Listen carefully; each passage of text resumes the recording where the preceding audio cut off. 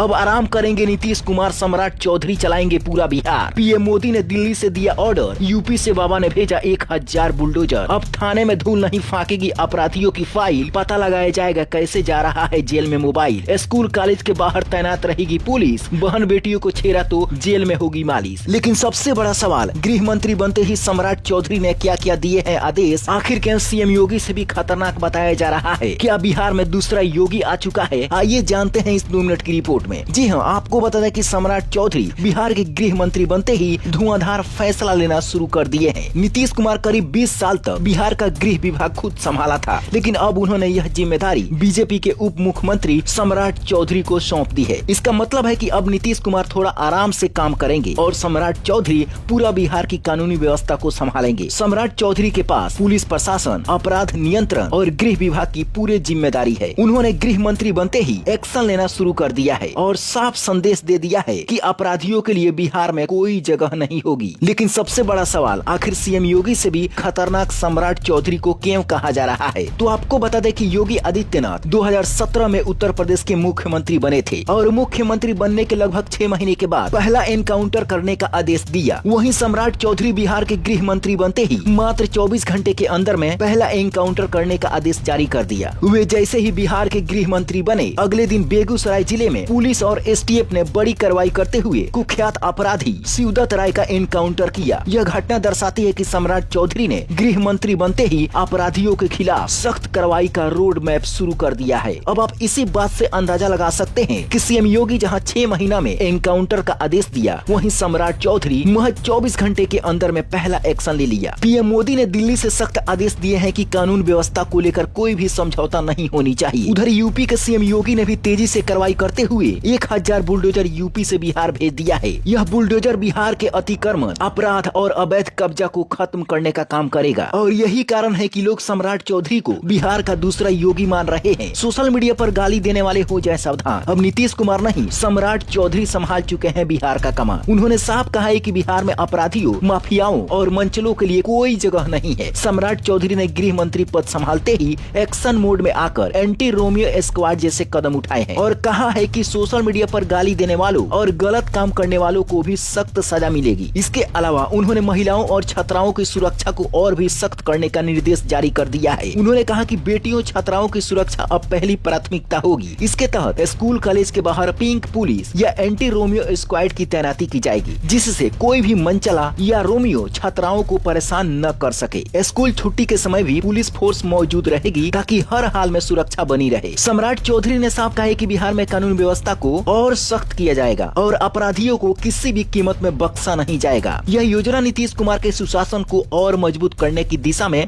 एक महत्वपूर्ण कदम है। इस योजना के तहत बिहार की बेटियां और महिलाएं खुलकर अपनी जिंदगी जी सकती हैं। सम्राट चौधरी ने गृह मंत्री का पद संभालते हुए एक और भी बड़ा काम किया है, अपराधियों की फाइलें खोलना शुरू कर दिया है। अब थाने में फाइलें धूल नहीं फाकेगी, बल्कि पूरी तेजी से जांच होगी। अब बिहार में न तो अपराधी को छूट मिलेगी, न पुलिस की सुस्ती चलेगी और न जेल में कोई मजे करेगा। पुरानी धूल खाती फाइलें निकलवा ली है, अब कोई फाइल अलमारी में पड़ी पड़ी सड़ेगी नहीं। हर केस की तेजी से जांच होगी और हर अपराधी की एक एक हरकत की हिसाब किताब तैयार किया जाएगा। इसके साथ ही जेलों में मोबाइल फोन कैसे पहुंच रहा है, इसकी भी बारीकी से जांच होने वाली है। सम्राट चौधरी ने कहा कि जेलों में सुरक्षा व्यवस्था चेक की जाएगी और जहां भी लापरवाही मिलेगी, संबंधित उन सभी अधिकारियों के खिलाफ कड़ी से कड़ी कार्रवाई होगी ताकि जेल में मोबाइल जैसे प्रतिबंध चीजें बिल्कुल भी पहुँच न सके। मतलब बिहार में अब अपराधियों की खैर नहीं, फाइल भी दौड़ेगी, पुलिस और कानून भी रफ्तार में नजर आएगी। हालांकि इस एक्शन पर आपकी क्या राय है? क्या आपको भी लगता है कि पूरे 5 साल में बिहार का दशा दिशा दोनों बदल जाएगा? अपनी राय नीचे कमेंट बॉक्स में जरूर बताएं। Bureau report, black Bharat TV.